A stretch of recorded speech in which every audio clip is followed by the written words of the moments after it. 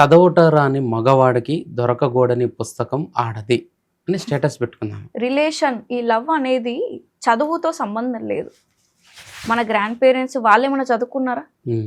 ఏం చదువుకోలేదు కదా, డిగ్రీలు లేవు కదా. అవును. అక్కడ డిగ్రీలతో సంబంధం లేదు. ఇప్పుడు ఎంత పెద్ద కోటీశ్వరుడైనా వాళ్ళకి డైవర్సెస్ అవ్వట్లేదా?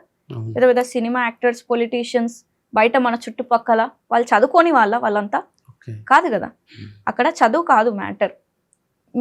మీకుండే మెచ్యూరిటీ, మీరు అంటే మీకు ఎదుటి పర్సన్ని అర్థం చేసుకునే మెచ్యూరిటీ మీకు లేదు.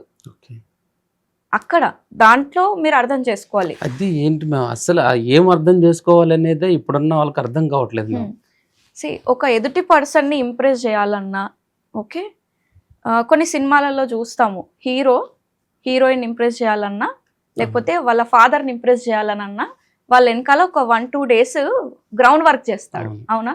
బ్యాక్గ్రౌండ్ మొత్తం చెక్ చేస్తాడు. అవునా?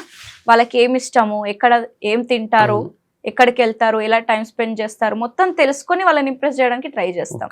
అందుకే ప్రతి మనిషికి ఈ లవ్ అనే దాన్ని, అంటే వాళ్ళు ఎలా ఫీల్ అవుతారు, లవ్ని ఎట్లా అర్థం చేసుకుంటారు అనే ఒక లాంగ్వేజ్ అనేది ఉంటుంది.